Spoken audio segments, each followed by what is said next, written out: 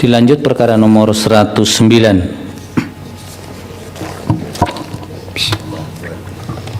Putusan nomor 109 garis miring PHPU titik BUB garis datar 2200 kami ulangi 23 garis miring 2025 demi keadilan berdasarkan ketuhanan yang Maha Esa.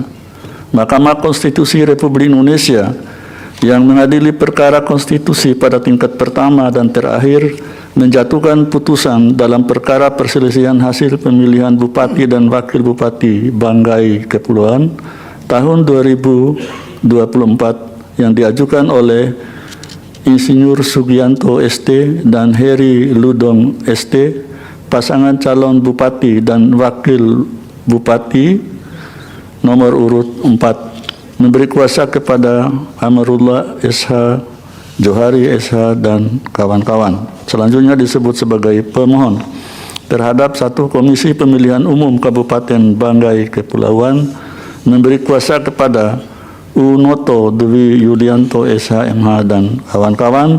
Selanjutnya disebut sebagai termohon. 2. Rusli Moldadi dan Servi Kambi, pasangan calon Bupati dan Wakil Bupati dalam pemilihan umum Bupati dan Wakil Bupati Banggai Kepulauan tahun 2024 nomor urut 1 memberi kuasa kepada Victor Santoso Tandiasa SH MH dan kawan-kawan. Selanjutnya disebut sebagai pihak terkait. Membaca permohonan pemohon dan seterusnya dianggap diucapkan, duduk perkara dan seterusnya dianggap diucapkan. Pertimbangan hukum, kewenangan mahkamah dan tenggang waktu pengajuan permohonan dalam eksepsi dan seterusnya dianggap diucapkan. Mahkamah berwenang untuk mengadili permohonan akuo dan permohonan pemohon diajukan masih dalam tenggang waktu. Eksepsi termohon dan eksepsi pihak terkait berkenaan dengan kewenangan mahkamah pengajuan permohonan adalah tidak beralasan menurut hukum. Kedudukan hukum berkenaan dengan eksepsi permohonan pemohon kabur dan seterusnya dianggap diucapkan adalah tidak beralasan menurut hukum. Oleh karena itu, mahkamah akan mempertimbangkan keterpenuhan pasal 158 Undang-Undang 10 2016 berkaitan dengan pokok permohonan. Bahwa berkenaan dengan permohonan aku, pemohon mendalilkan dan seterusnya dianggap diucapkan. Dalil pokok permohonan 1. Bahwa menurut pemohon, KPU Kabupaten Banggai Kepulauan beserta jajarannya memberikan perlakuan berbeda antara pemilih dan seterusnya dianggap diucapkan. 2. Bahwa menurut pemohon, Bawaslu Kabupaten Banggai Kepulauan melakukan pembiaran terhadap pihak terkait yang menggunakan fasilitas negara dan seterusnya dianggap diucapkan.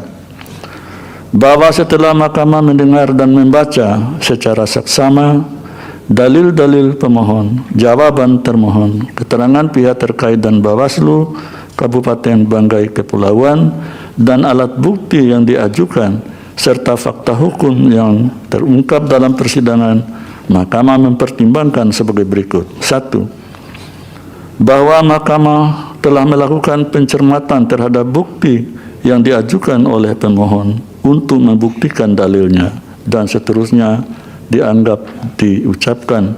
Bukti tersebut sama sekali tidak ada relevansinya dengan dalil yang diajukan oleh pemohon karena KTP dan atau KK tersebut sama sekali tidak membuktikan adanya penolakan dari KPPS sehingga pemilih tidak dapat menggunakan hak pilihnya.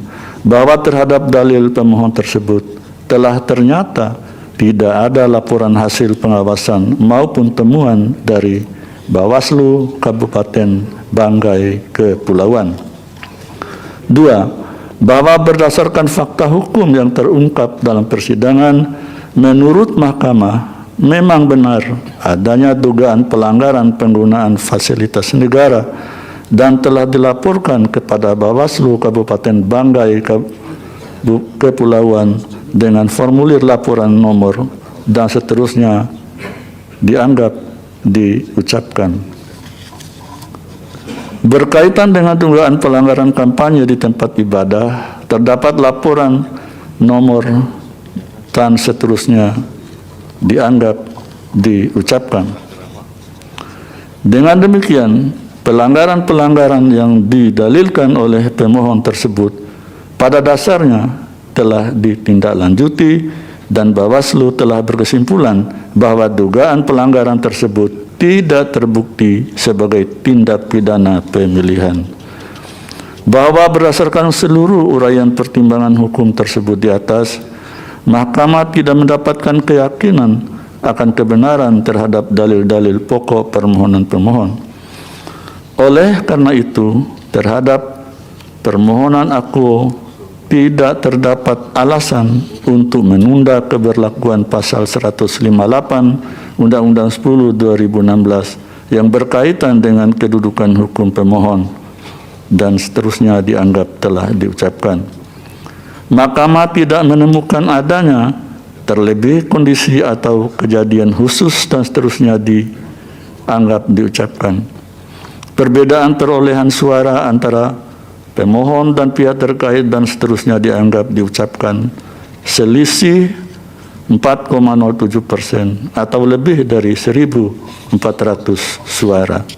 Menimbang bahwa berdasarkan pertimbangan hukum di atas, pemohon tidak memiliki kedudukan hukum untuk mengajukan permohonan aku. Dengan demikian, eksepsi termohon dan eksepsi pihak terkait bahwa pemohon tidak memiliki kedudukan hukum adalah beralasan menurut hukum dan seterusnya dianggap dibacakan.